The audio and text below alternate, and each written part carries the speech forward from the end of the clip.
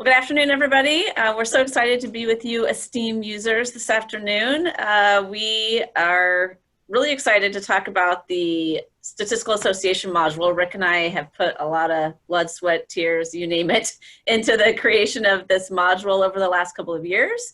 And so we're really excited to have people using it and want to get people up to speed about what all's in it if you haven't used it yet, and help those who have used it and want to hear back from you, and just have an opportunity for us all to have this chance to talk to each other, those of us who love this kind of thing. So I'm going to go ahead and share my screen so you guys can see our slides. You know, I only have like 5 things open, so let's see if I can grab the right one.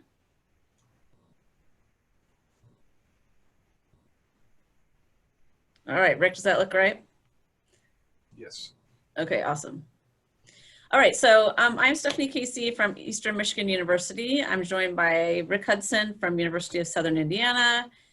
He and I are both PIs on the STEAM grant, and like I mentioned, specifically spent a good amount of effort with the Statistical Association modules creation, and that's what we're going to talk to you about today. And then we're so happy to have Angela Broadus with us from Benedictine College. She has used the association module along with other parts of the STEAM materials, and so we're going to hear from her about her experiences, as well as we would love to hear from all of you as well. If you have used the materials, we'd love to hear about those experiences and get the chance to learn from one another about that.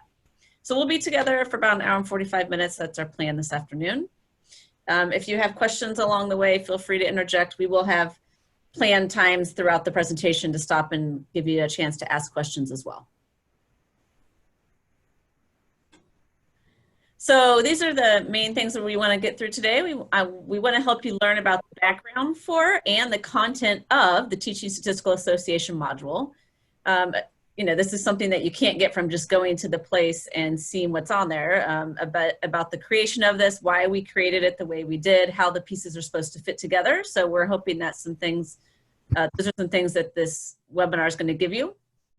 Also, we're going to spend a little time with CODAP, in particular, what all it can do for analyzing bivariate data. We use it extensively in this module, as we do throughout the STEAM materials. So we want to make sure people are up to speed on how to use CODAP to analyze bivariate data for association. We're going to have you guys engaging and or watching a few activities from our materials, and then we're going to have some conversations about how to use these with pre-service math teachers, things to bring out in the implementation of them. And like I mentioned, we're going to hear from Angela, who's used the materials. It's up to you if you would like to go to the place and follow along with us as we talk through the STEAM materials that are there. We're going to be sharing our screens and showing you where things are, but if you want to follow along yourself by going to the place.fi.ncsu.edu and logging in and going to the STEAM materials, you're welcome to. That's really up to you, whatever you'd like to do. So this is a reminder of the structure of the STEAM project's curriculum materials. The way that they are designed is that we've created a foundation in statistics teaching module that we want all STEAM curriculum users to start with. It's got 2 parts that's really starting from scratch about what teaching statistics is all about and how to support students' data investigations. Following use of the foundation module, you have a number of different options. There is an additional module about teaching inferential reasoning, and there's an additional module about teaching statistical association. That's the one we're going to focus on today. You may do the inferential reasoning module before and or after that module. It's totally up to you. They are modular in that respect. You can move them around in different orders. We also have 2 major assessments that we've created. One is the screencast assignment that can be done right away after the foundation module or at any other point if you do other modules as well. We also have the task design assignment. We feel that pre-service teachers need experience with at least 2 of the modules to be truly prepared to do that task design assignment. That's why it's put over here on the right-hand side to show that we want them to have those experiences before they tackle that summative assessment.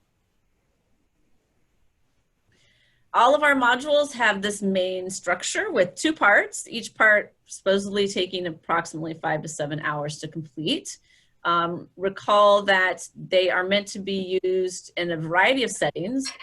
They are designed that it's possible to use them in a completely online environment, in hybrid, or you can use them in face-to-face. They have been and will be used in all of those, but it is a major design feature that they are able to be used in a completely online environment.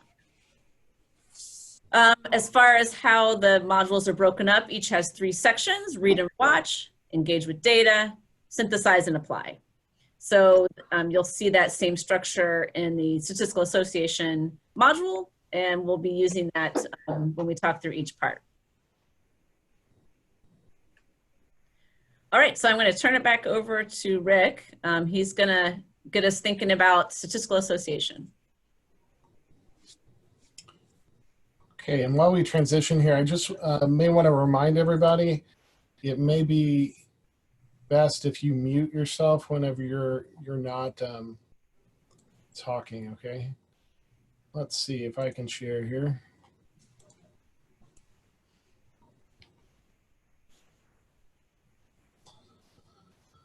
So before we discuss the individual parts of the module, we wanted to spend a few minutes talking about why we feel that pre-service secondary teachers really need to have experiences to think about statistical association.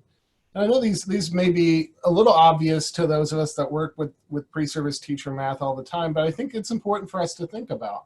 So first, association is commonly included as a key understanding that students should develop in their K-12 education.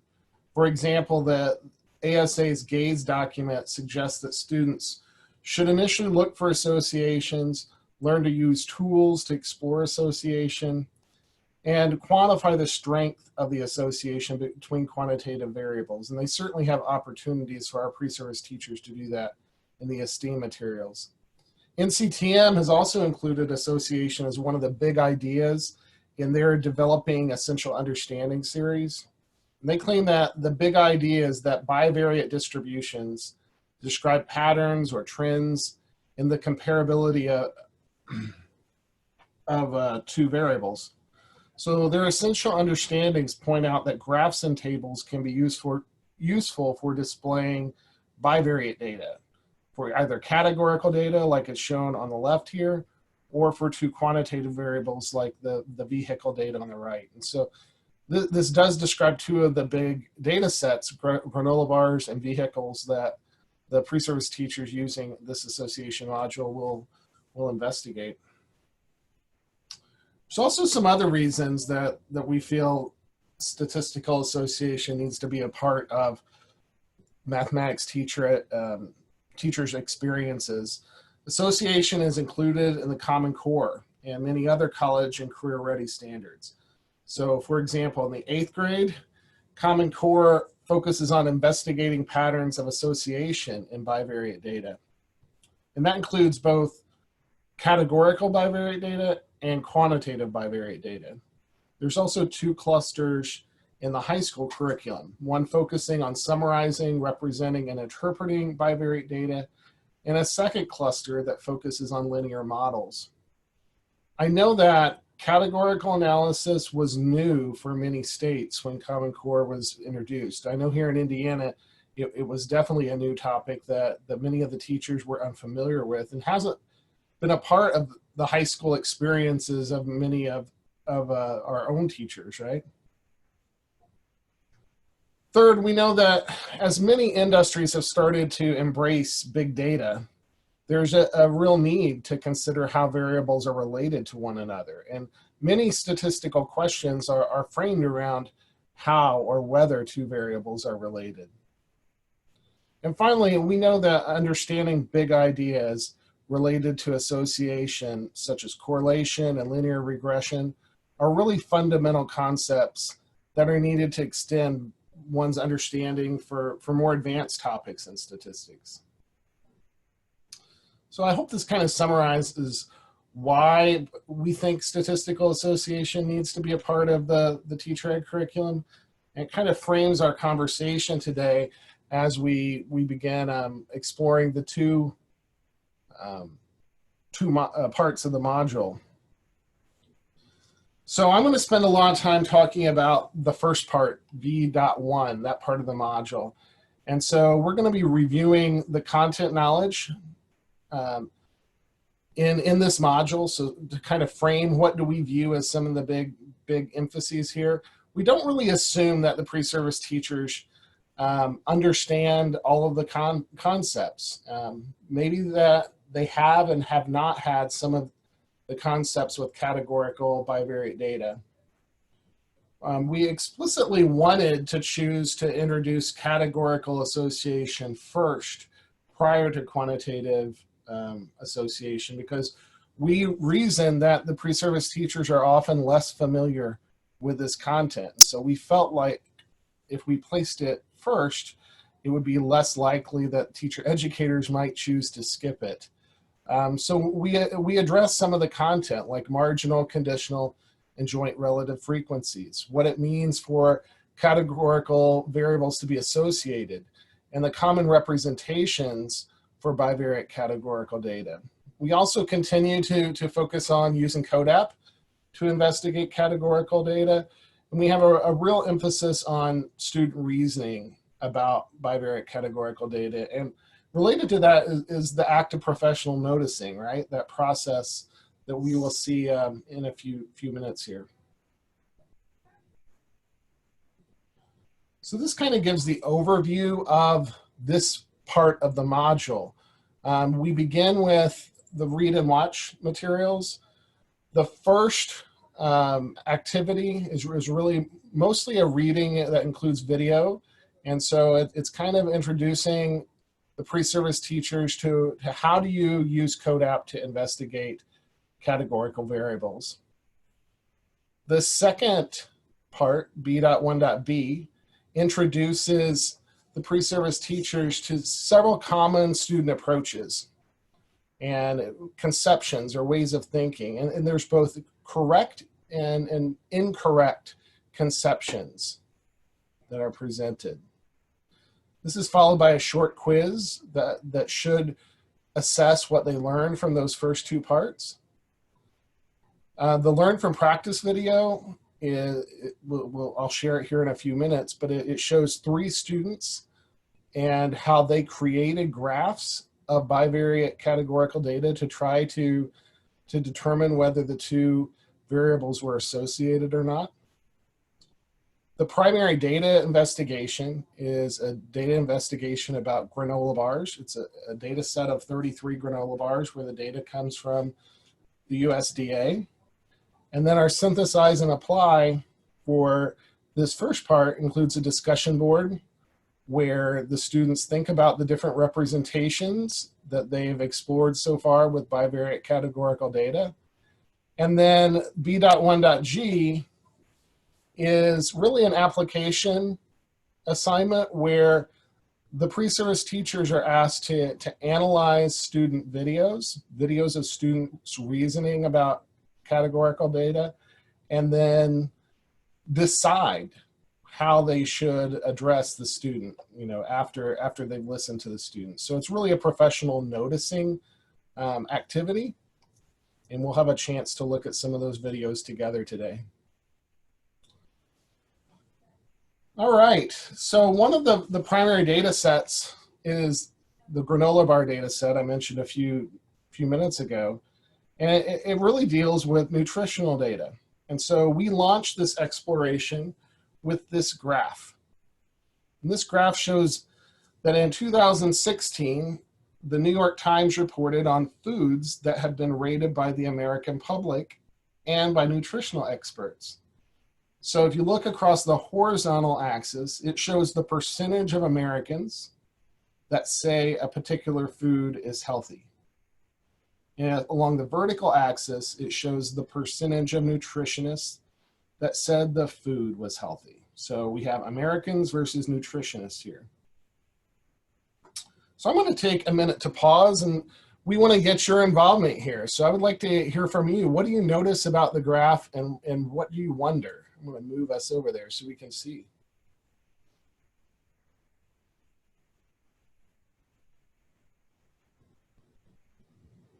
We expect participation. Okay, I'll start. Trying to figure out how Sorry to I was unmute. late. I was coming from another meeting. It's funny because I use this activity with my students. And I think I notice that some foods are close to the line and some are farther away from the line here that's drawn. The one between, sorry, try and move this so that way I can see it. Sort of the dotted line along the. Yes, thank you, Rick. And I wonder why it is that a food like, it looks like, I think it's grapefruit juice, if I remember, orange juice is, yep. Right here? Yeah, it is on the same horizontal line as what looks like a ribeye. Okay. Yep. Interesting wondering. What else? What do others notice or wonder about the graph? My eye jumped straight to those granola bars because my kids seem to believe that granola bars are really healthy food. And it appears that would not be the case according to this graph. Yeah, and this one I believe is granola as well. So granola and Yeah. granola bars are both kind of sort of Far far low on the away y-axis, from that but y equals x line, right? yeah, yeah. Anything else that others notice?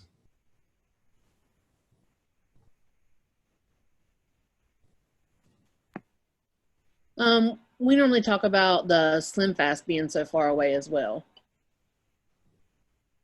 And how, where is that? Down here? Oh, yeah, and how, it's in the same area as what my students would say as pizza, beer, and burgers. So, Right there next to cheese and crackers too. yeah. I know I talked earlier, but can I throw a second idea in there that I hear from my students? One of the things that they wonder about is they wonder what is an American and what is a nutritionist. They've asked me that question several times. Nice. that's interesting to hear. My students also bring up the Kind bar because they figure that should be granola, so they don't. We have some discussion about that at the beginning. So yeah, I find it interesting that there's such a difference there between how Americans think, but not much of a difference between how nutritionists think about Exactly. bars, right? I know my class, when we talked about this graph, quinoa was mentioned, and a lot of them decided that while nutritionists might be very familiar with what that is, that they thought a lot of Americans may not know what quinoa is. That kind of is one of those foods that has sort of been growing in the last few years. I can tell you my parents probably do not know what quinoa is. Is that butter right in the middle, right near the line? So does that mean that something like 40% of both nutritionists and general Americans think butter is healthy? Yeah. That surprises me. I'm seeing some people post in the chat here as well. Lots of junk food on the bottom left. Healthy food tends to be top right. Wonder how much sugar or fat. And so that's a nice transition here. Every discussion I've had about this graph, granola bars are usually brought up. And that's one of the reasons we chose this graph to kind of launch this investigation, right? It leads to some natural questions about granola bars. So what makes granola healthy or unhealthy? Right? Why do people tend to think that it's healthy? What's your opinion about that?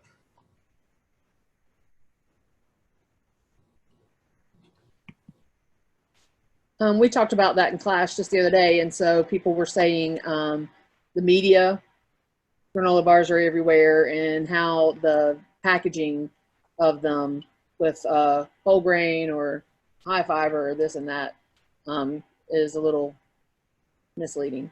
Okay, so they use kind of their knowledge about granola bars based on what they see in the packaging or media?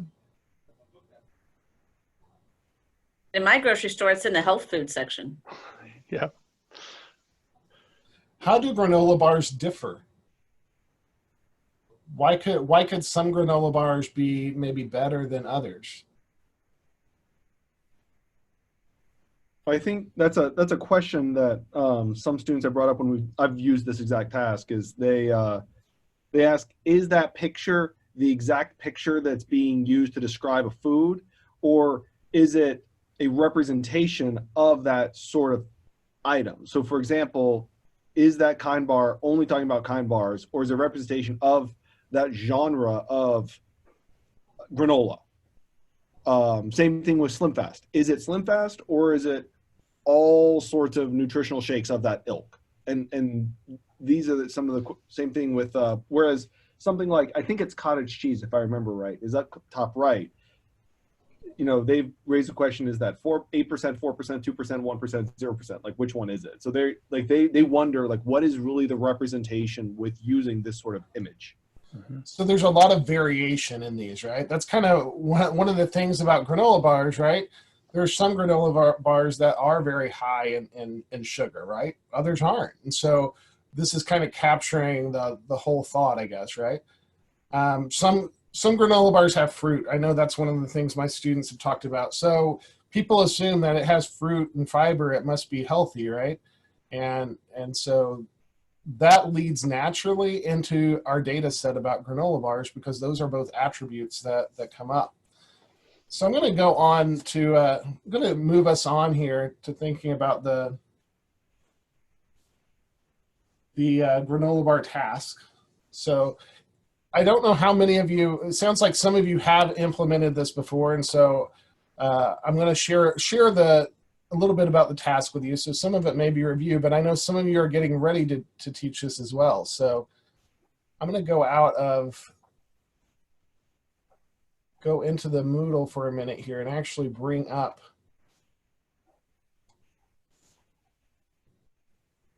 the data set. So, well, that didn't work.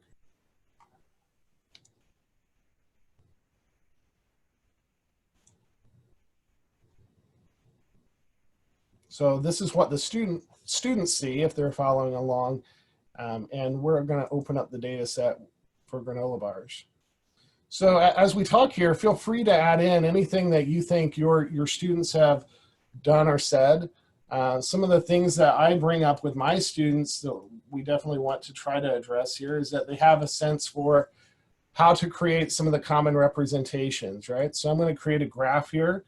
I might compare texture, crunchy or chewy versus nuts. And by the way, one of the things I point out to my students is that initially in this part, we're focused mostly on these categorical variables here. We're not focused as much on the quantitative variables in this part of the module. So as our STEAM team started using CODAP, one of the things we were a little uncertain about was what to call this. Even if I add counts and percents from my ruler tool here, a measure tool, we talked about the fact that this was similar to what we would typically call a two-way table or contingency table, but it didn't have exactly the same attributes, right? For one thing, we have a visualization of the individual cases, and that's not typically available on a two-way table. We also noted that in a lot of two-way tables, we have sort of the totals along the sides, right, in the margins, and that's not available. So we've been calling this a two-way bend plot. And so in all of our STEAM materials, if you see that reference, that's what we're referring to, a two-way bend plot. So we might be able to ask questions like some of them that come up in the STEAM materials. How many of the chewy granola bars have nuts? How many of the chewy granola bars have nuts? That can be answered with a number, right? 10 of the chewy granola bars have nuts. We also ask questions that involve percentages. So what percentage of the granola bars are crunchy and do not have nuts? So are crunchy and do not have nuts. So we're in this cell. The way I described that though, it is not 32%, right? So what percent of the granola bars are crunchy and do not have nuts? We actually have to modify our 2A bin plot here. Right now we have row percents, which means that each row total to 100%, right? So if I want to answer the question I just asked, we have to actually choose a cell percent. So now we can answer 18% of the granola bars are crunchy and do not have nuts. Okay. Another feature that we hope that students learn from doing the granola bar investigation is about using CODAP and how sometimes you have a need to basically turn a quantitative variable into a categorical variable. So let's say I'm interested in fruit and fiber. I'm going to get rid of that graph. Let's say I'm interested in fruit and fiber. So I'm going to pull fiber and fruit into the graph. And what you may notice is that fruit is categorical, but fiber isn't, right? And so one of the ways that CODAP can be used to sort of turn a quantitative variable into categorical, or at least for it to be treated like a categorical variable, is by choosing that attribute name, and then in the menu, you can treat it as categorical. This may be helpful at times when you're doing analyses, because then you can add row or column or cell percents and it breaks it up. That wouldn't have been possible before when we were treating it as a numeric variable, right? You can't really get individual bin information, but we can if we treat it as categorical. Just a reminder that the CODAP can also be used to create segmented bar graphs, right? So suppose we want to investigate a question like, are organic granola bars more likely to have corn syrup in them? So I'm going to take a look at organic and corn syrup. And to create a segmented bar graph, you drag corn syrup into the center of your graph, right? So I'm going to go over to my configuration menu. I can fuse those dots into bars. It's quite obvious now, right, that there is an association between these two variables. And if we want, we can even change our scale to a percent as opposed to individual items, individual cases. One additional thing we hope that pre-service teachers learn about is creating new variables in this activity. So you can add a new attribute. Sometimes we want to group data. So I think I will group sugar. And this is actually the one we have a video for that we show how to create in the esteem materials. So if I want to add a group sugar data, I'm going to pull it over so it's next to my sugar. And then we may want to do things like sort the sugar, right? I'm going to sort it from least to greatest. So my entire data set, sugar goes from 1 gram to 16 grams. And so within each of those, we will add, we might say 1 to 4, right? I may want to group these into sort of groups of 4 possible data values, right? So we basically now have created a categorical variable that summarizes the quantitative variables there.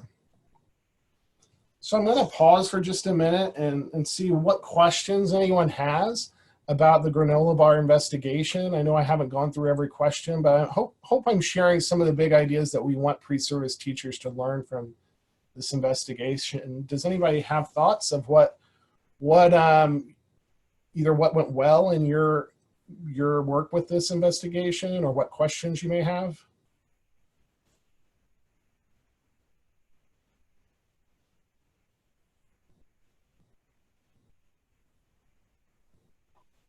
I'll just share that we haven't gotten to the investigation yet. We actually started with an activity based on it. There's an article, I think Stephanie, you an author, I'm not sure who else were authors on that paper that's linked in the STEAM modules, but it shows the granola bars with, I think, 5 different graphs that you showed students, and you did some research on how well they correctly decided if there was an association or not. I'll put a little plug in for that for those who are maybe coming up on that unit. That was a nice activity. I gave them the graphs. I asked my students, my pre-service teachers, to answer the question of whether they thought there was an association as a bit of an introduction to the topic. By the 5th one, when they presented, they all kind of got it. And then we showed them the data. So it was a kind of a neat way. I just did that the other day. It was a neat way to get them first up to speed on what an association looks like and what it doesn't. Try to explain their reasoning and see where they fell short, and then see how middle school students did on the same task. Yeah, we're gonna look at some of those videos together in just a couple minutes. So maybe you can share more when we get there. Sure. Yep. Other comments on the data set itself, or pre-service teachers work with this data set?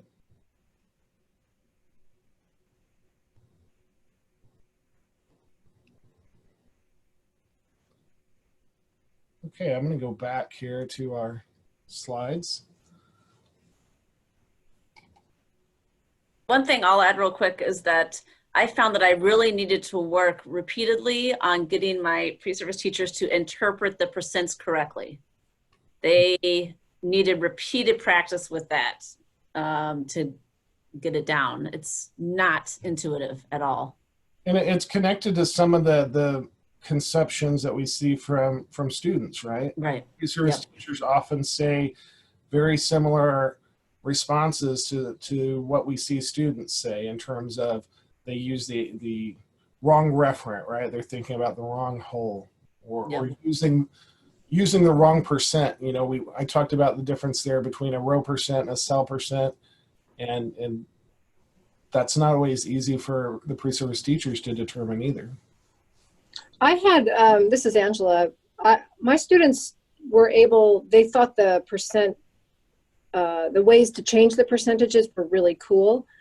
But it was an opportunity with these secondary pre-service teachers to remind them how important it is to consider the whole, which is something I emphasize a lot with in the elementary courses. So it was kind of nice to blend that together, that we always need to be conscious of what our metric is, whether it's whatever the whole is.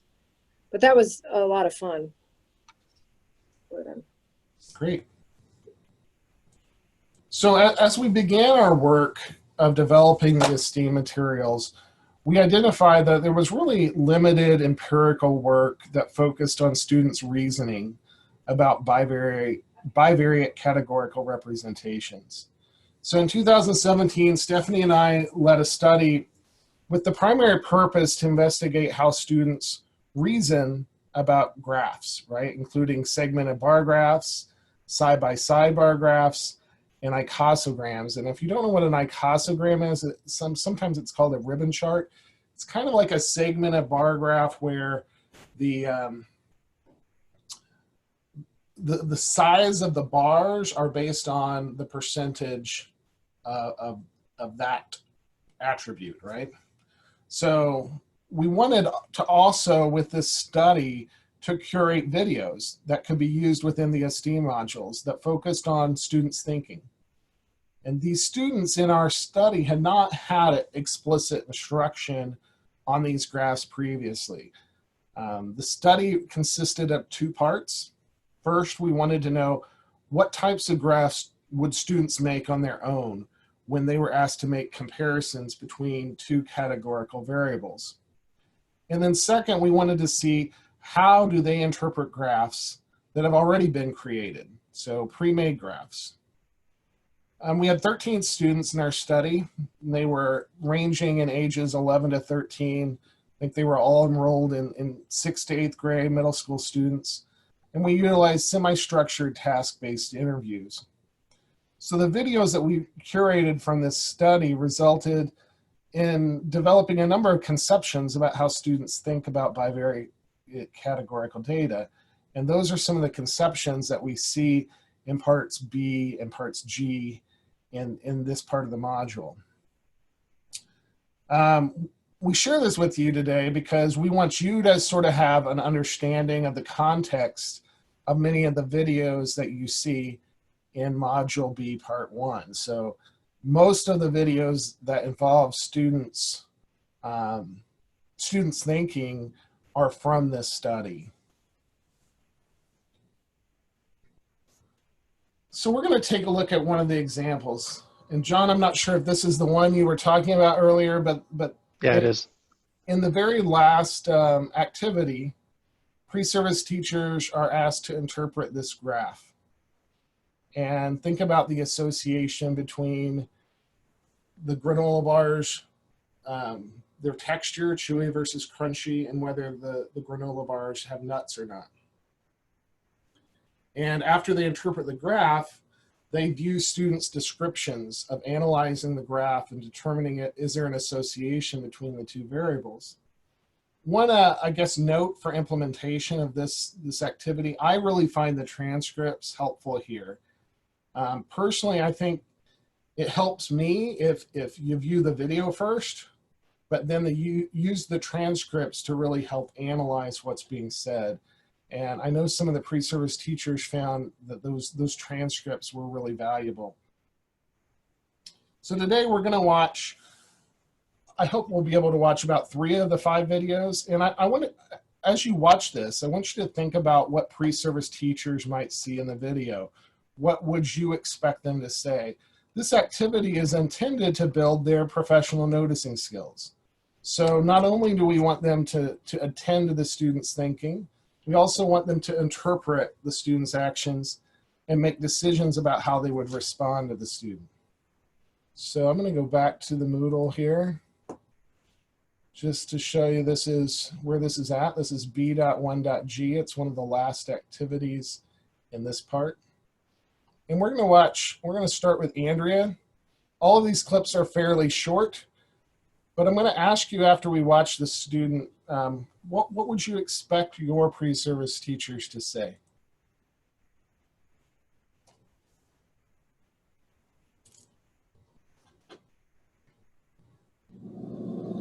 Well, this one, well, they're both kind of semi-even, like it's just telling us, like for this one, there's 6 bars that are crunchy and have no nuts, and 13 bars that are chewy and have no nuts, and this is telling us that there's 4 bars that are crunchy and have nuts, and 10 that are chewy and have nuts.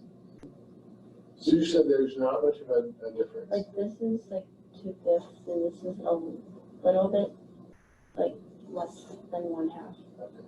So I asked, is there a relationship or not between? What would you say? Not really. Not really. How come? Well, because there really is that much of a difference. Like there's more like chewy bars for both categories, and like most of it even like ratio. Okay. All right. Okay, I want to open it up to the group here. What would you expect for your pre-service teachers to say about what Andrea just discussed?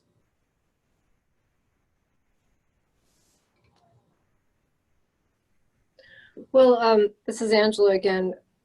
When I actually did this, they thought, oh, she kind of gets it.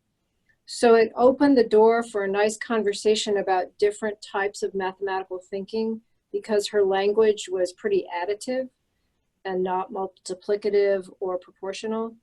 So, and my secondary teachers don't get to see me very much except for this one class. So it was really nice to tie that back to elementary and middle school ways of reasoning. Mm-hmm.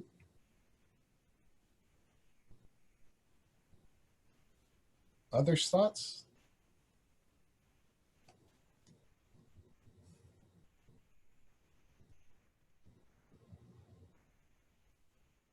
So I'll just jump in and clarify that was not that we haven't gotten to that part of the module yet. In fact, I didn't know those videos were in there, so I can't wait to show them those. We were I kind of created a piece that went with one of the earlier modules. I think it was module B1B or something, but you have a link. I posted a link in the chat to an article that was Casey Hudson and Ridley had worked on. I stole the graphs out of there and used them with my students, so I did not let them see these videos yet, but I can't wait to. It'll be fun. It'd be a nice follow-up. Yeah, it is. So one of the things that I noticed, Andrea kind of started out just kind of like Angela said there. She was talking about the frequencies, right? However, later she starts to compare the ratios.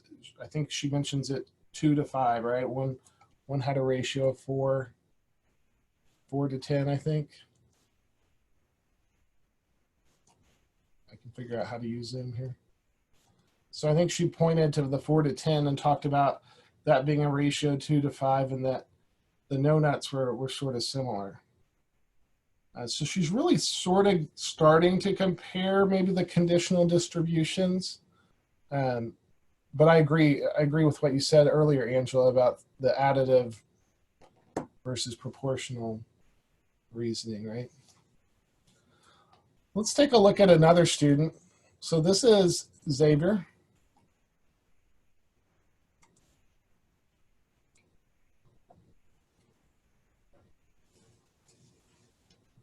Yeah, it's okay. And what does it tell you?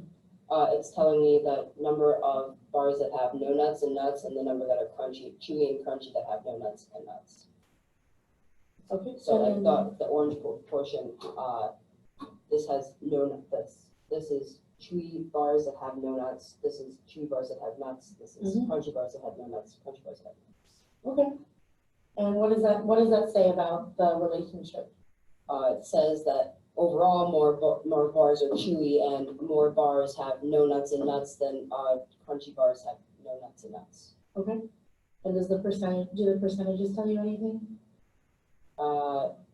Yeah, that it tells me roughly how many bars total have no nuts / nuts, and it also shows me how much of the crunchy bars have nuts and the percentage, and how much of the chewy bars have no nuts. Okay. That for nuts also. So this is one I'm actually going to bring up, and I'm going to point out to you at the bottom of all of these is where you'll find the transcripts. So for each of the videos, I'm going to bring up here so we can see Xavier's transcript.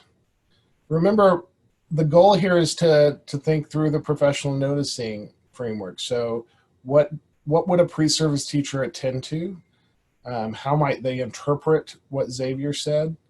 And then how would they respond? How do you think your pre-service teachers would respond to Xavier?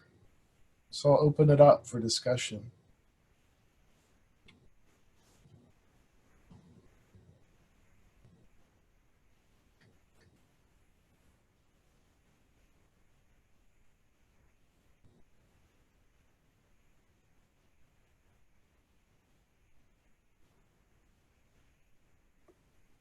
Well, I don't mean to be a hog, but I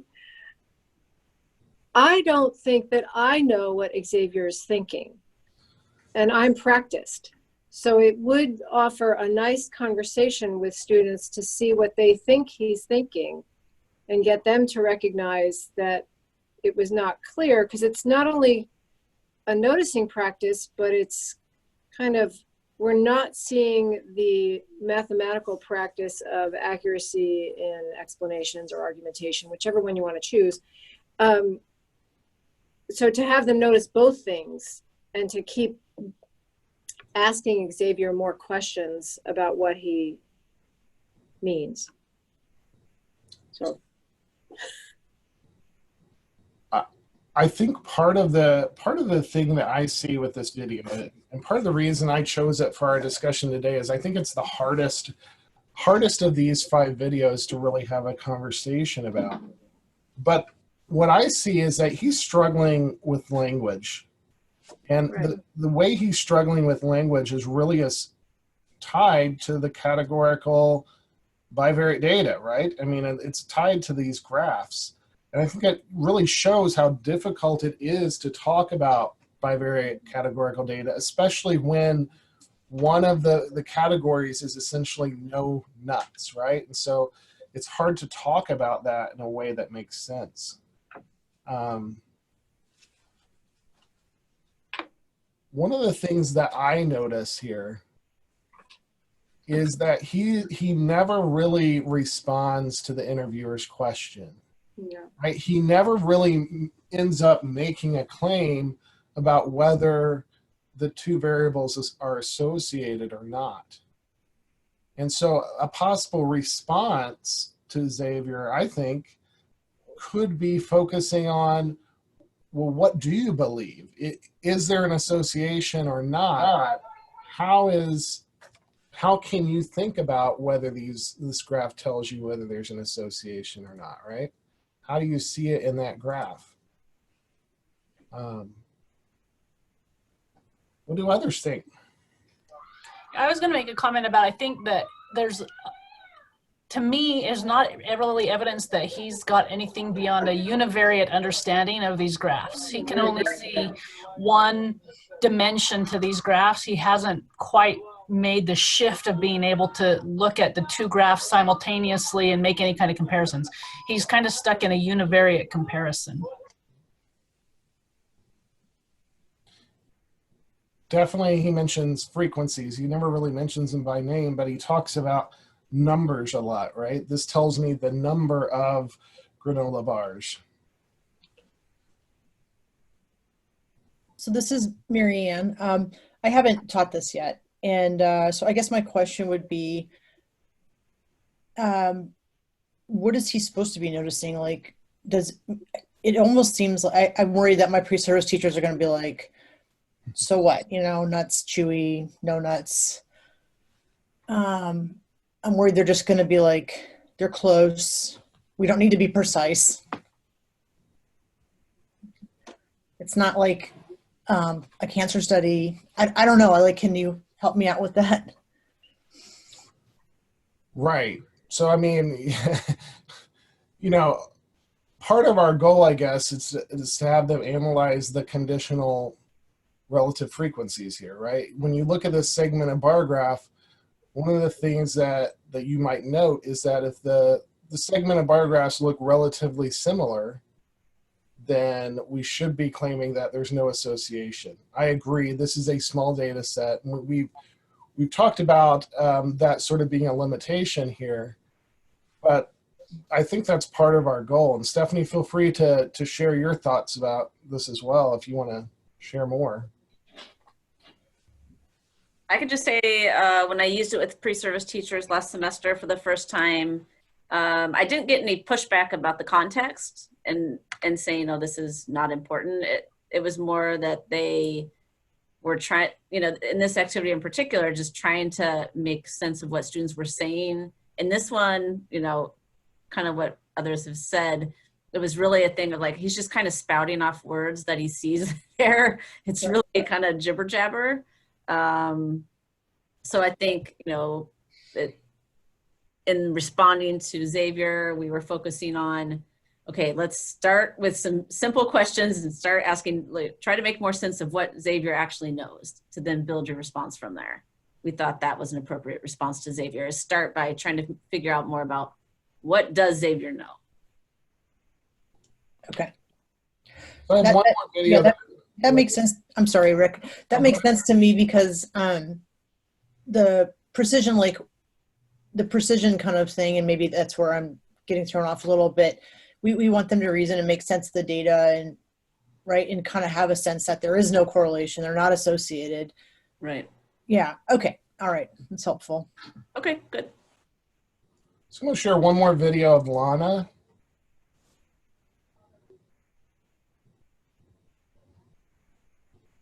Okay. What's the graph showing you? It's showing you what percentage. Are they percentages? There's percentages over here. Oh, okay. So how do I interpret those percentages? What can you tell Follow the line, so you get 30% are crunchy and have no nuts. me? Okay. What else do we know then? That 70% are chewy and have nuts, How do you know that? or have no nuts. It says it. So I'm going to go back and pause it here. So Or she said that 70% are chewy and have nuts. I'm curious for the group. So let's talk about that third part of the noticing framework, deciding how to respond. How would you respond? And you saw me struggle through this. So how would you respond to Lana in this case?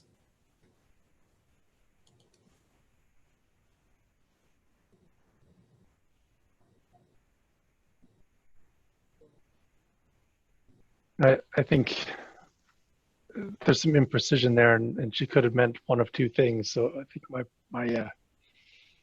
my go-to would be to ask her where that number comes from, 70%. How did you figure that out? Just to clarify, get her to elaborate on where that's coming from, and also then just to unpack.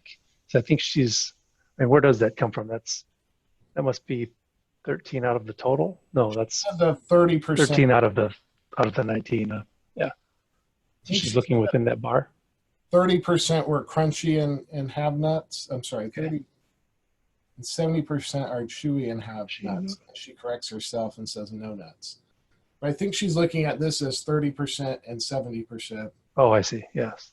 But the way she says So she says it as if it's out of the total. Chewy and have no nuts. Yeah. Right. I would probably ask 70% of what? And try to get her to see, that understanding of it's, well, like we all say, it should be, is it chewy and then 70% of them have nuts, and just get them to, I would just ask what and have them clarify further. This was a really common mistake that we saw students in our study have, is that they would reference the wrong whole, right? And so I'm sure she probably means that 30% of granola bars without nuts are crunchy, but that's not the language she's using, right? She says 30 or 70% here are chewy and have nuts. Well, the way that's being described, I would assume it means 70% of all the granola bars, yet I think she's just referencing this one bar.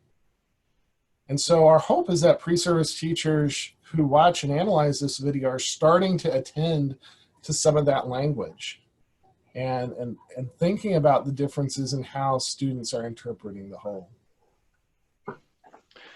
So I wonder, as you have talked with pre-service teachers about these, here's a video, what do you notice about the students' conversation?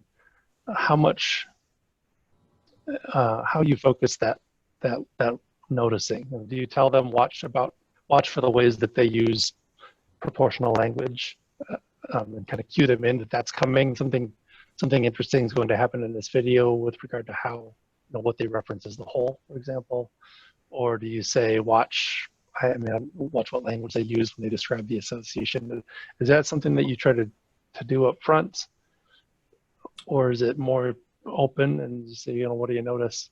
I have not. I will admit, so like B.1.B is where we introduce some of those conceptions. So if we go back to the Moodle here, we introduce a lot of these common ways of thinking in B.1.B. And I feel like the more time you spend with the students, last year when I taught with this module, we spent a lot of time talking about these different conceptions. And so what does it mean to have a wrong referent conception?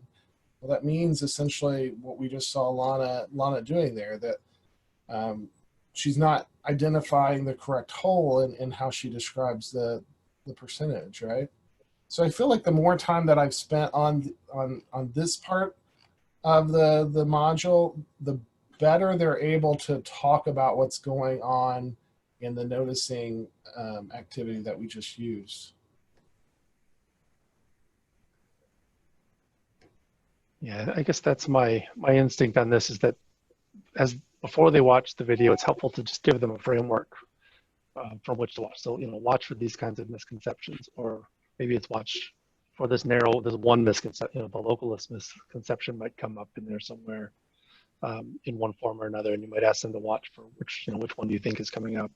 I think as new teachers for scaffolding, it feels just, intuitively, I don't have anything to back this up, but it feels like we need to, the first time they're trying to analyze student thinking in this context, to give them a little bit of structure, something to hold on to, or there's just too much all at once. So before we go on to part 2, I want to talk briefly about B.1.D. So these are the student created graphs. And so in this part of the module, the pre-service teachers watch about a 13-minute video here. I'm not gonna, in fact, I was gonna show most of the part of the video, but I don't think I will. But you can kind of get a sense for what they will do here. They'll see a student 3 students actually, that create graphs and watch a particular video. The result of that is that in the end, there are 3 graphs that our pre-service teachers compare. And so my question to you all, if you were comparing the 3 students' graphs, Phoenix created a bar graph. And so they're using data about vehicles, if you haven't watched this video before. So Phoenix's graph ended up with the type of gasoline used. And so, we had premium unleaded or regular unleaded or diesel. Xavier, which talked about the same types of gas used, but also divided up his graph, so cars versus SUVs. And by the way, I should mention, Xavier, we did not prompt him to finish his graph, so he described what he would do to show the rest of that graph there. And finally, Andrea created multiple circle graphs where she compared cars, vans, SUVs versus a different variable that showed the number of gears. And so we use this as an activity where we ask the students to think about if they were to select or sequence these students' work for a class discussion, how might they sequence them? So we're really kind of connecting to the 5 practices in this activity, these practices of selecting and sequencing. I'm curious to hear from if any of you have used this to share, or how do you think your pre-service teachers might respond to this?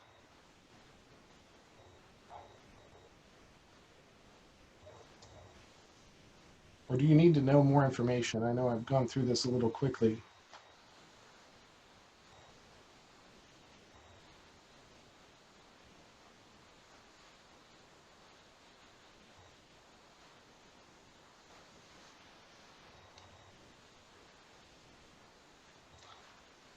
Well, I'll share my thinking. So I see in the chat that Lisa said Phoenix, Andrea, and Xavier. I'm not sure if she wants to share what the reasoning is on that. Thought I'd point that out.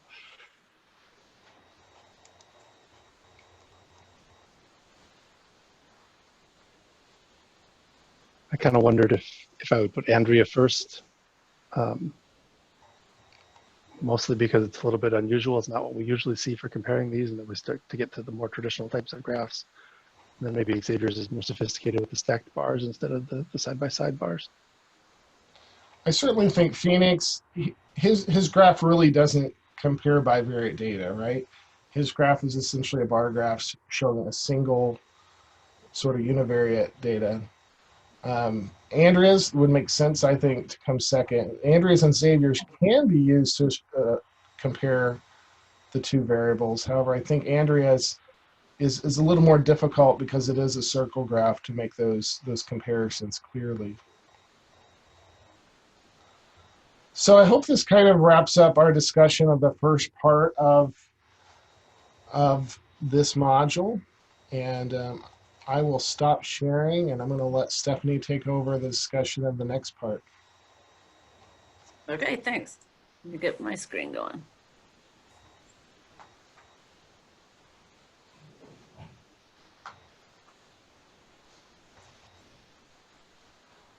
right.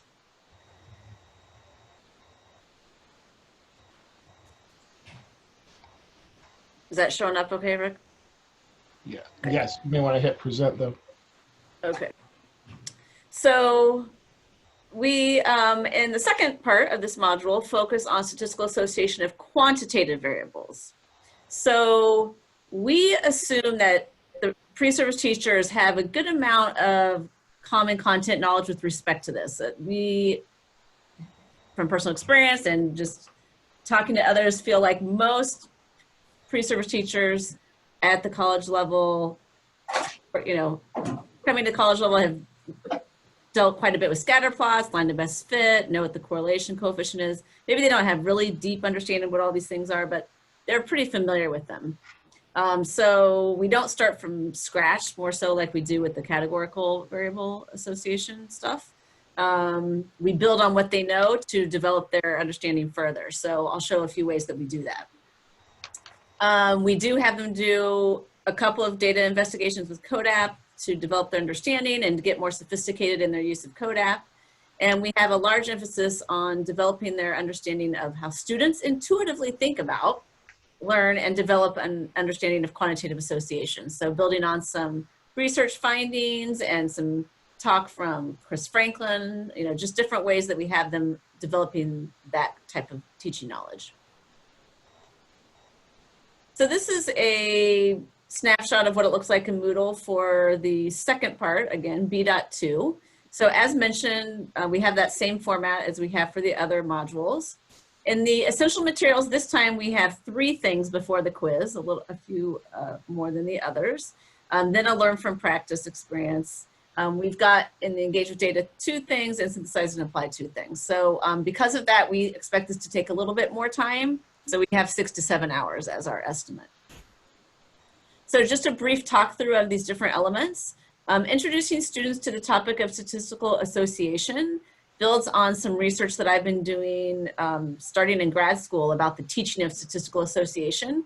And so through an animation, they see what happened when a teacher started to introduce this idea of 2 quantitative variables being associated and how students responded to that. And they get to dig into what that's all about. B.2.B, measures of association and lines of best fit. That's the video that Chris Franklin and Rick Hudson are in. Largely what that's about is how the Common Core state standards develop students' understanding of statistical association of quantitative variables. B.2.C is truly what it says. It's meant to develop their understanding of how to distinguish between correlation and causation. We know from lots of research findings that that is a common error, even for experts to be making in scientific journals and their research articles. So it's in the Common Core as something that they're expected to teach students how to do. And so this is a short reading about that. Then there's the quiz, like the other sections. This B.2.E, considering student approaches to placing the informal line of best fit, we're going to spend a little bit of time on in this webinar. But in a nutshell, it's looking at the implementation of the Common Core standard for 8th graders, where they are supposed to, by eye, place a line of best fit on a scatter plot. So how are students doing that? How are they deciding where to place it? What are they attending to? So that's what that activity is about. And the engage with data, B.2.F is our CODAP investigation, where they themselves are doing an investigation into vehicle data. We've shown you a little bit about that already. We're going to show you more here in a few minutes. B.2.E is a video that shows what it's like to teach with CODAP in a high school classroom. And those students are using the vehicle data. So that's kind of a nice tie-in with B.2.F. B.2.H is a discussion that harkens back to the foundation module. There's a good bit of time spent in the foundation module talking about the differences between mathematics and statistics. And this applies that specifically to things that come up when you study statistical association. You know, lines, how we conceive of lines in algebra different than how we conceive of lines of best fit in statistics, for example.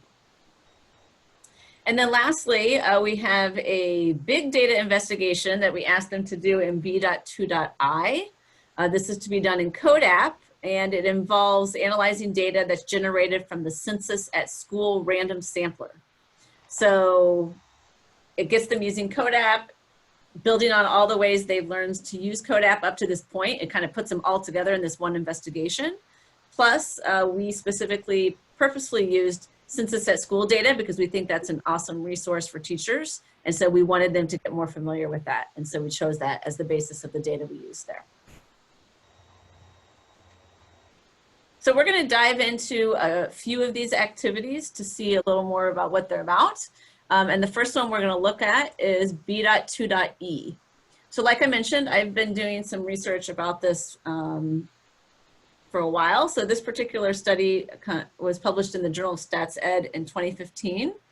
And so we used that as the basis of developing this particular activity in B.2.E. So I'm going to go to the Moodle and get to what that's about. So if you aren't familiar with this, just a reminder right here, this is a Common Core standard for 8th grade that students are to informally fit a straight line. That literally means just eyeball it. No use of technology, no fancy methods, just look at it and put it where they think it should go. In my study, they use spaghetti as their line and put it on a scatter plot physically. And so that's what's going to be represented when we watch this video as well. And we want to develop in students this idea that we informally assess the model fit by judging the closeness of the data points to the line. That's our end goal in 8th grade. But what we'll see here in these student responses is that's not necessarily natural for how they're thinking about it initially. So an important thing that you want to bring out when you're working with the pre-service teachers is working towards that goal. So in this first video, we have a classroom setup that involves thinking about line of best fit for a data set about golf ball drop and bounce heights. So I'm just going to jump to the point where they show the scatter plot and pause there. So this is the scatter plot that the students in this class generate. This is plotting how high a golf ball bounces when it is dropped from different heights. And the students in general note that as the ball gets dropped from higher heights, it's bouncing higher. And they also have a class discussion about how it looks like those points fall pretty close to a line. So then the teacher gets pieces of spaghetti, passes them out, and asks the students to place line of best fit with the spaghetti. And we get to hear from 4 different students regarding how they decided where to place their spaghetti. So for our webinar, I'm going to focus in on the last student's ideas. His name's Randall. And this is verbatim what actually happened with the student in my study when they were asked to do this task.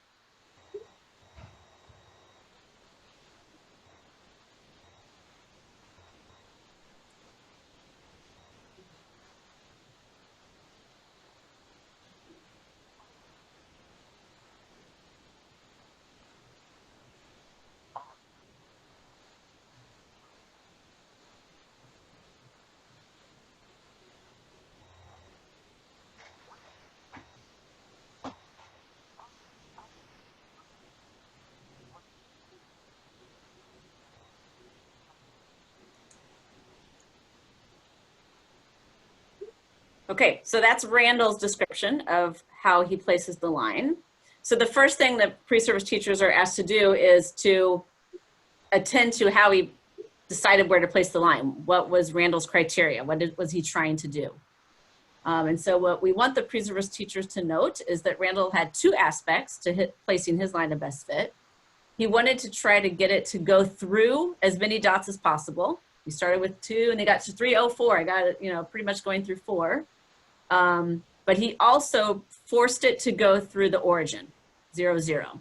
And he explains that because if you don't drop a ball from any height, it shouldn't bounce any height. It needs to go through the point 0, 0 because of the context of this problem. And from my research study, this was one of the most common responses the students gave to this task. They forced it to go through 0, 0, and they wanted it to hit as many points as possible. So we have our pre-service teachers think about, so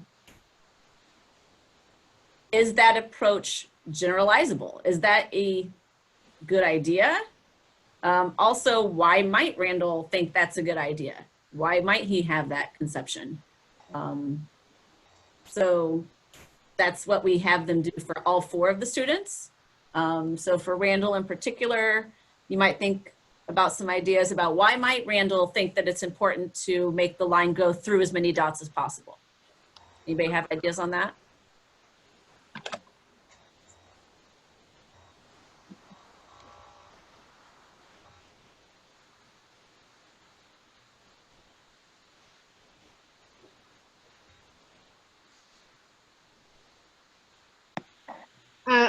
From Randall's perspective, my guess is how much of a better fit is it than through the actual dot. So the more dots, the better I've done. That's right. No error there.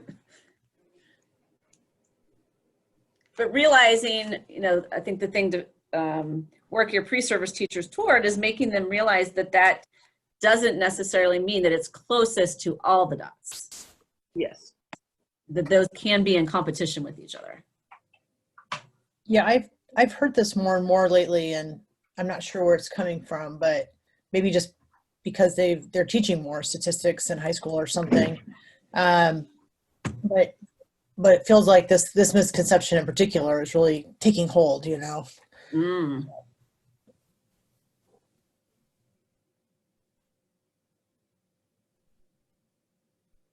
And how about the idea, I mean, he pretty much explained it going through 0, 0. All right, have you guys have thoughts about why that might be important to students, or experience with students doing that, or thoughts about how to respond to students who want to do that?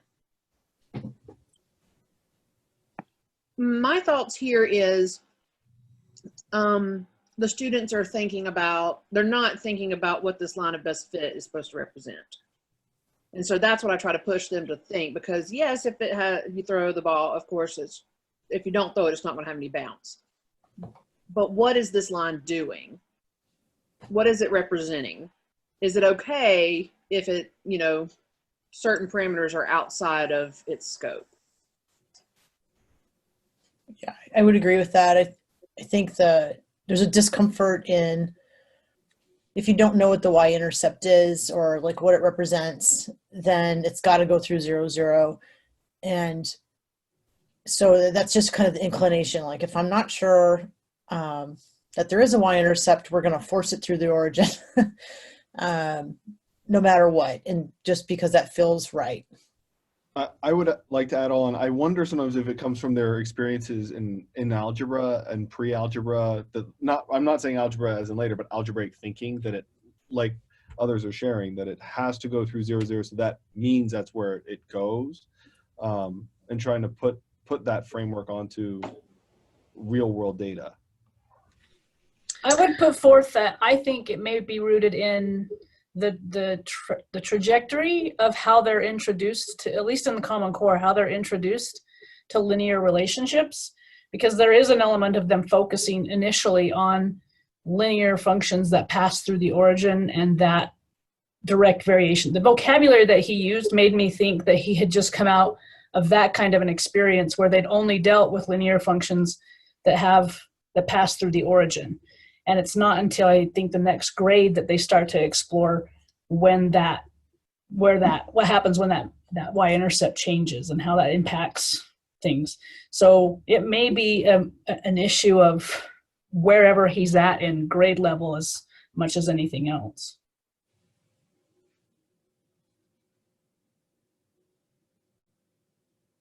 Yeah, thank you all. Those are all great ideas. Yes, speaking to that, I had students in my study who justified it by saying, well, all lines start there. All lines start at 0, 0. So, you know, that's aligned with what many of you guys are saying about students and how they first start learning about lines in math. That's exactly what I was just going to say, because I've just had students say that that's just where you start. Right. Yeah. And they truly hold on to that. Yes, they do. Jenny added to the chat box that, you know, it's notable that the student was paying attention to the context. And, you know, that's so Yeah. it connects to one of the aspects we want students to take away from the foundation module, right? Absolutely. So in this case, you know, it's reasonable to say that it could be reasonable to say that it makes sense in that context, but certainly isn't true in all contexts. And even if it is appropriate in a context, that doesn't mean we necessarily want to force it through that. And that was a interesting conversation I had with my pre-service teachers when I was teaching with that this in the fall. So again, there's a series of 4 students' responses that you hear, and we talk through those same things for all 4. And then there's a request, again, professional noticing, that they pick one of the students and describe how they would respond to him or her. And then there's a little bit more in this activity we're not going to have time to talk about right now. I'm going to move on to B.2.F. This is our CODAP-based data investigation that the pre-service teachers do off the bat. And we start this launch by looking at the fuel economy label that's on cars these days. And this actually is, I've taught with this in high schools and seen it taught there too. And certainly something that high school students care about is buying a car. Many of them are coming up on that time in their life as well. They're begging their parents for cars, etc. And so this is something that is important to them. So it's relevant to secondary students, which is all the more reason that we should get high school teachers comfortable with using this kind of data. So this shows you lots of different things that are on this fuel economy label, and you can have great conversations about why would they choose to put these certain things on there, and also what other factors might impact these, such as whether the car is a hybrid or not, for example. That really impacts the miles per gallon. So from there, we launch into using CODAP to analyze a data set that's got 300 vehicles manufactured in 2018, comes from a governmental website. We talk about how, first get familiar with the attributes in the data set, get familiar with what all's in here. I'm not gonna have a lot of time to do that right now, but basically it's telling you things like, those things that were on the fuel economy label, like I was saying, like what's the city miles per gallon, highway mile per gallon. This also has a combined mile per gallon. And accordingly, what are some factors that could play into that? Things like vehicle type, whether it's a hybrid, etc. And it's a nice mix of a data set that has both, it's a nice mix of quantitative and categorical variables in it. So that was another reason we really like this. We want to get our pre-service teachers comfortable analyzing multivariate data sets that have both quantitative and categorical variables. So I'm just going to highlight a few things that CODAP enables us to do when we're thinking about analyzing bivariate quantitative data. So one thing we have the pre-service teachers do is make a graph to look at the relationship between highway miles per gallon. We put that one on the horizontal axis, and city miles per gallon, making a scatter plot of the two.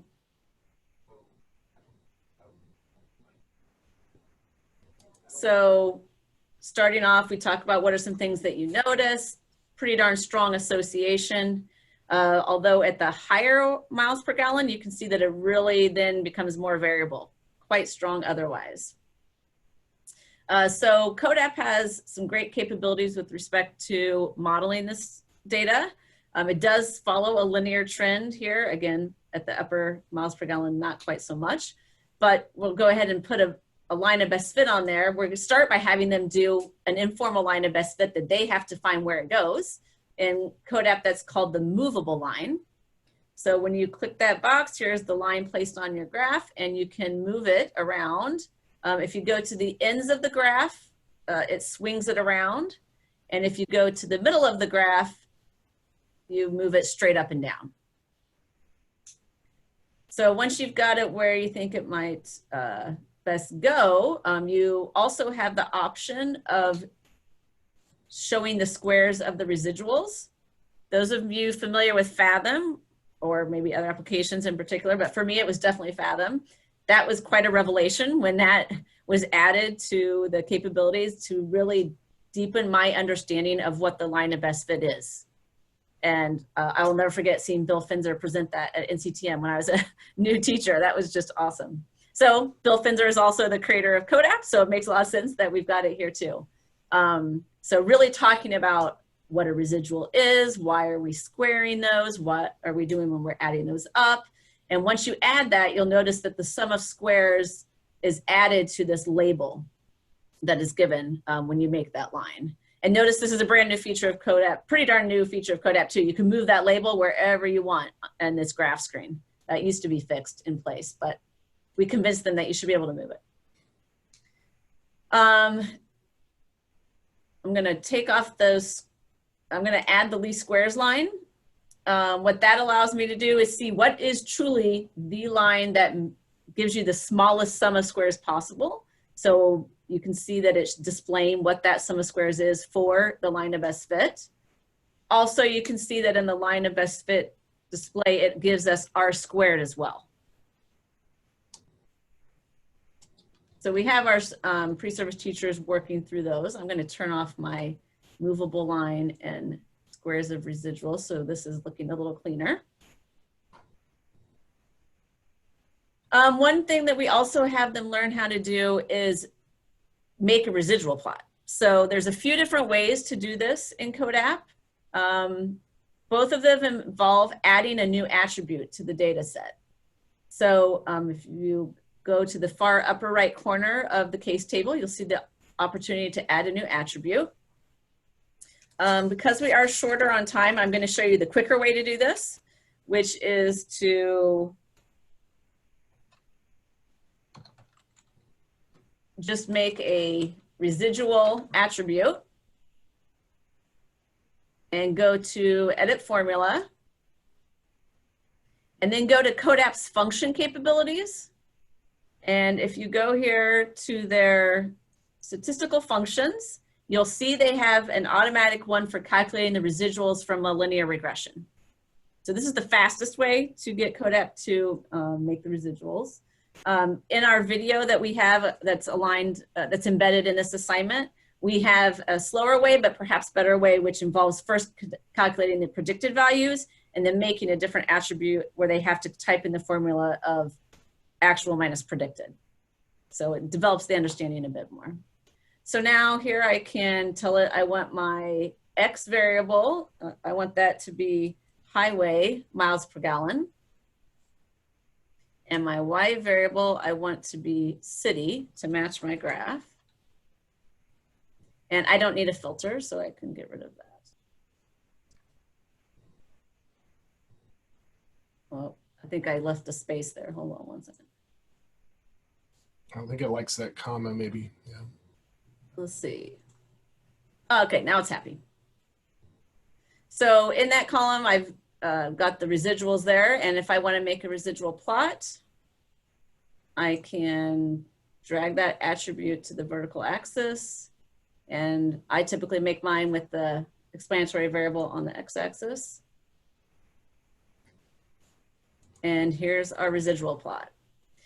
We do in that video also explain how to interpret residual plots. What would one look for in that?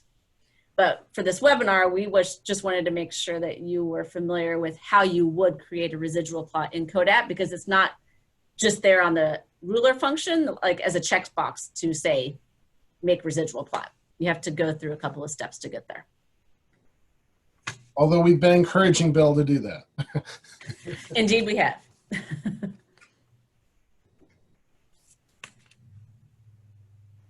So let me pause and see what questions or comments ones might have right now about the quantitative portion of the module.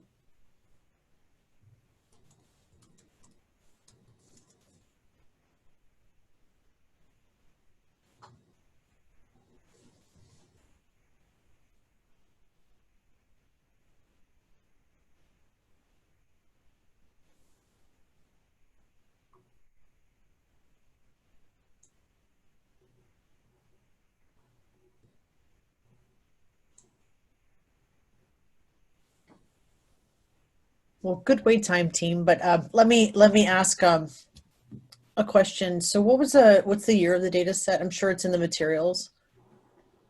Of this 300 vehicles, Yeah. 2018. Okay, which is really great because there was one before with the PTMT, and it was I can't remember the date on that, but students in particular really care about it if it's kind of updated, and Right. you know they don't have like a really long memory of things like this. So the fact that it's 2018 is great because that's going to be super relevant. And I think pre-service teachers really get excited when they are working on something that they know students will care about and want to engage. And I think there's just have to allow for a lot of time for students to explore the data set because they'll come up with all kinds of things that they're interested in. It may or may not be what you want them to be attending to, but all that kind of digging into the data makes the whole experience more meaningful. I think it's a wonderful data set. I'm excited that it's been updated. So, and I will say that noise that happens sort of on the right side can be explained, right? So if you drag hybrid into the center, I think it's hybrid, isn't it? Yeah. You can start to see why there's some of that noise that happens. Yep. I have a quick question about this it being. Go ahead. Sorry. Another thing to mention about being new is there's some new things that are on that fuel economy label or that the government puts out that they didn't used to, things like smog rating and greenhouse gas rating. So it's cool to have those new attributes in this data set. They didn't used to include those. Nice. I see in 8.2b, there's a reference from Christine talking about the quadrant count ratio. That's Christine Franklin, I assume. It is. Does that play prominently in any of the subsequent investigations and whatnot? Or you? I'm just wondering. It's mentioned there in that paragraph. Does it show up later? It does not. We don't ask them to find that. It does show up in the quiz, but I don't believe that we asked for it in either of the CODAP investigations. Yeah. Okay.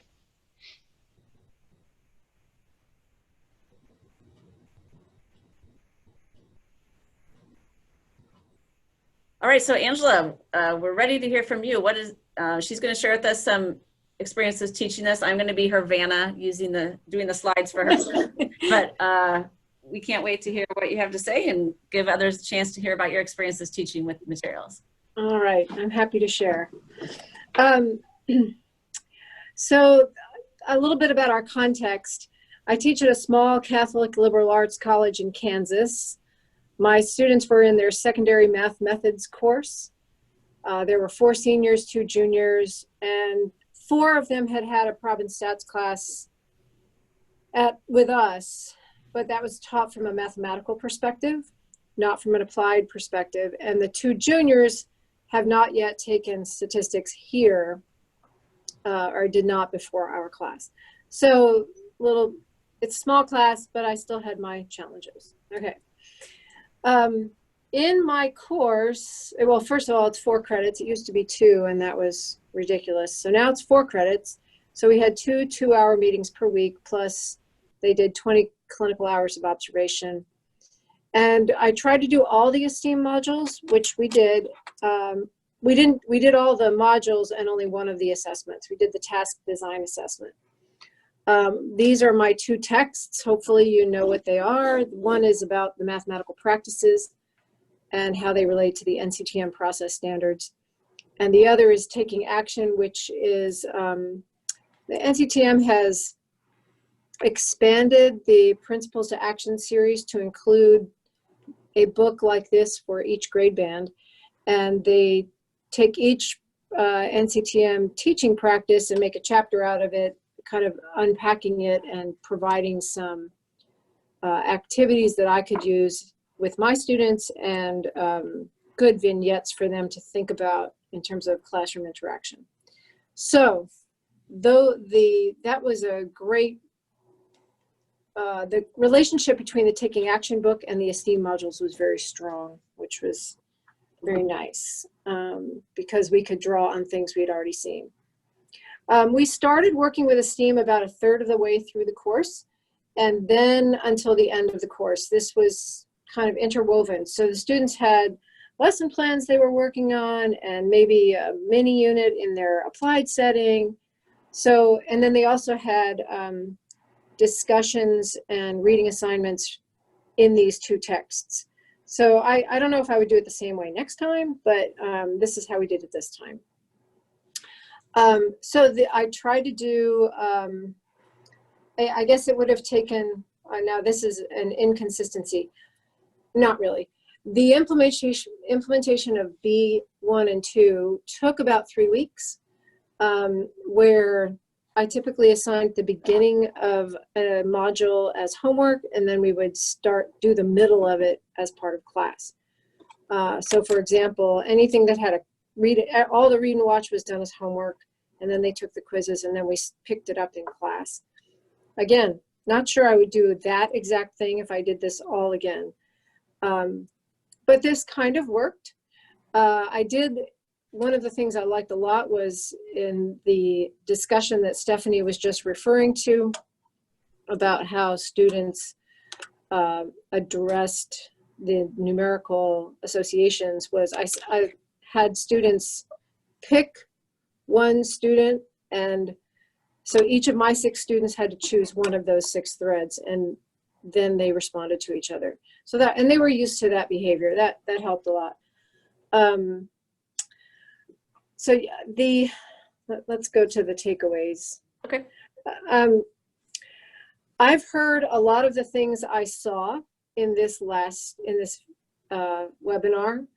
What I really liked about the B1 was that this content was very new for my students. In fact, all of the content in the entire esteem set was worthy of revisiting with my pre-service teachers. They did not really have a good understanding of how to apply statistics or represent it, and they loved the software. So but in particular, the associations among categorical variables were very interesting for all of us, because we could talk about good teaching practices in that you want to get your students to say whatever they can say and then respond to them with more questions. So the of what was something I said a lot.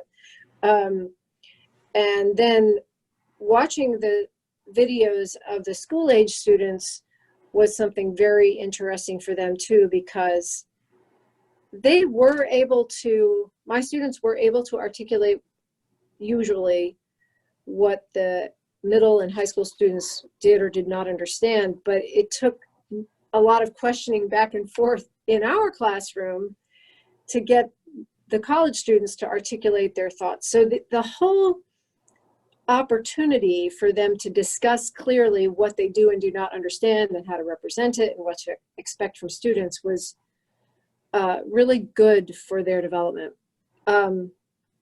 Well, we were able to talk about additive thinking, multiplicative thinking, proportional thinking, and then functional thinking very nicely throughout all the different experiences. Each person in my class developed a favorite view for looking at the categorical data.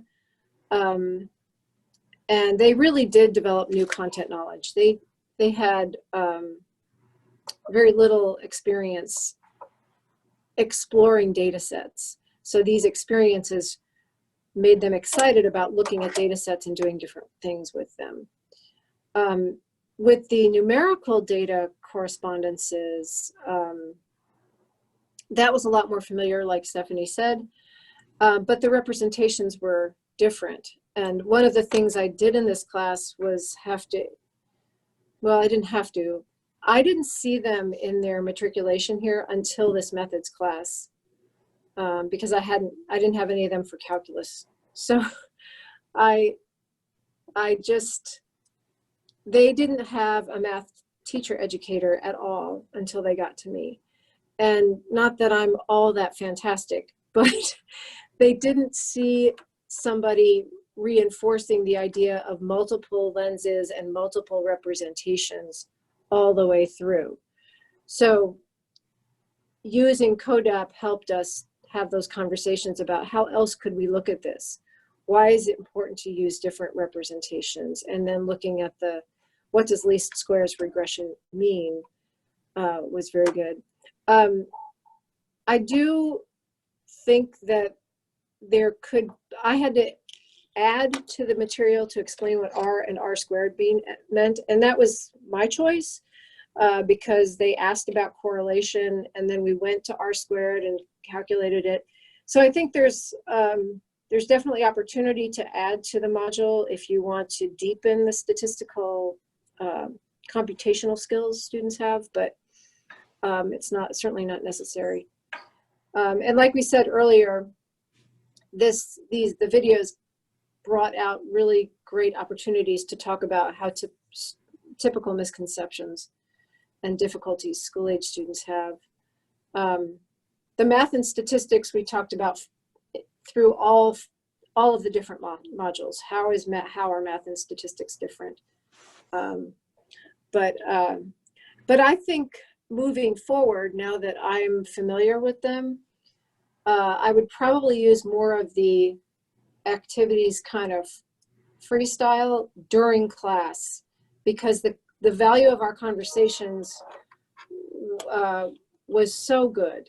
And I think even better, and I only had the 6 students, so they really, really enjoyed getting into a data set, all of them on their own computers, and then just sitting in a circle and talking about it.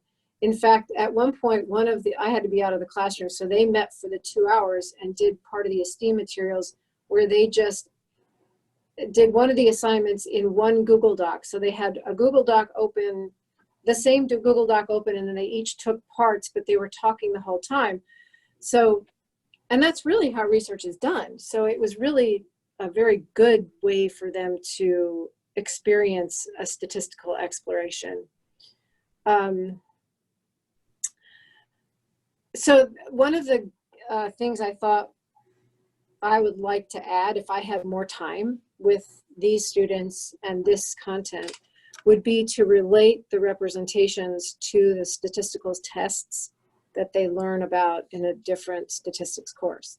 So if you have knowledge of t-tests and effect size tests, I think Cohen's D or something like that, it would be nice to show them how substantial differences show up in a graphical representation. I know there's a lot of debate at the moment about whether p-values are all that important, and I'm not saying they are, but showing students kind of what is substantially different and what isn't substantially different based on a test, and then look at that graphically would be kind of a fun math thing to do for us, for those of us who like multiple representations of the same information. So, and we all do. So anyway, overall,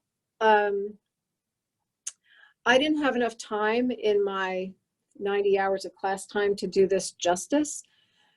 So I think, do everything I had to do with just, I mean, I never have enough time. So next time I'll probably have to pick and choose, but I will probably choose to do data explorations with deep conversations, maybe some discussions, and less video and read and watch. I'll probably just teach that in a more traditional way. But I do have a face-to-face class, so that's my context. I did rely on the information in the modules this time. My students preferred watching students, and we love those little cartoon videos. They are adorable. And what a great way to get over the IRB problems with videotaping kids. It's amazing.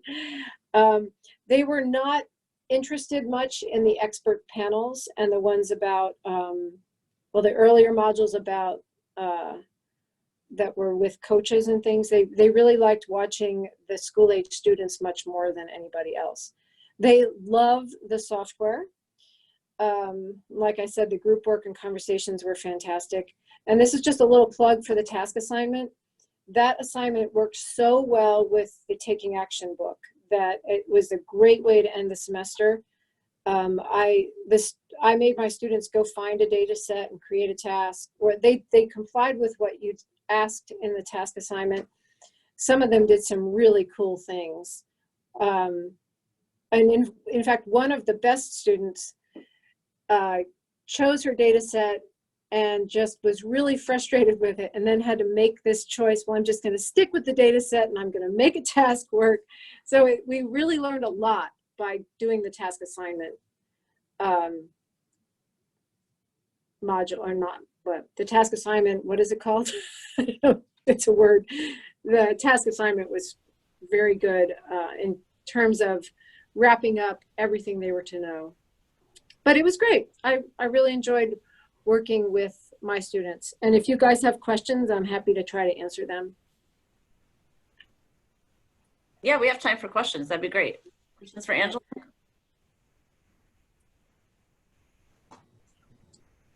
Crickets.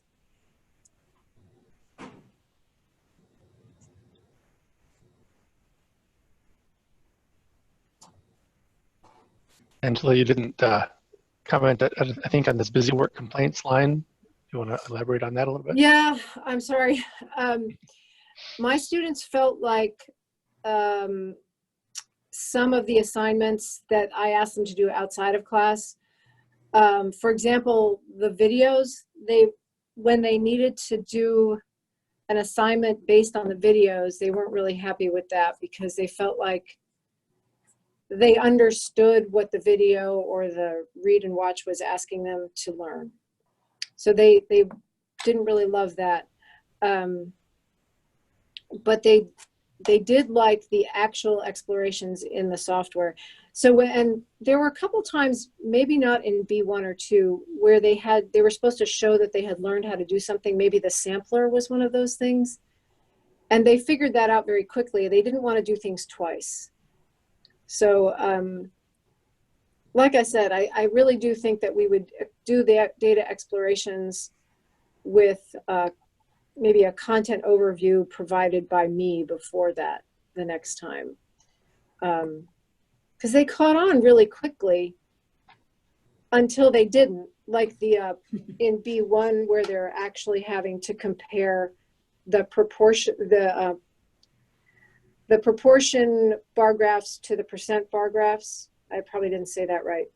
But the count bar graphs to the percent bar graphs, that took a little bit of talking. In fact, what I did there, I didn't say this earlier, but what I did to make it real for them, this is kind of in response to somebody's question earlier. I talked about how in our state, the school districts usually report their state assessment data using the segmented percent bar graphs. And that made a lot of sense to them because then we made them up, but 2 bar graphs side to side, and maybe it was from 2 different schools, same grade level, whether the school was a factor in why the distribution of scores was different for each graph. So that made a lot more sense to them than just having 2 categories. So it was a more sophisticated example and helped them understand why this is an important way to look at graphs in different ways. Anyway, so they did not like the, I guess it may have been also because of what else I was asking them to do, but it did seem like, oh, we have to do A, B, C, and D, and then E, F, and then, oh, and we've got a quiz for reading. And so I had all these little things that were parts of their grades. So I'm not sure that the busy work complaints were solely due to this material. It could have been due to what I was asking them to do outside of it.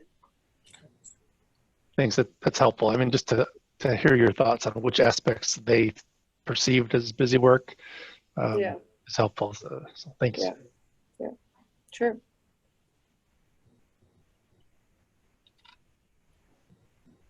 Well, I really want to thank my colleagues. Thanks, Angela, so much for sharing your experiences. That was super helpful for me. I think others as well, to hear what it's really like to use these materials and get that feedback and tips for implementing them.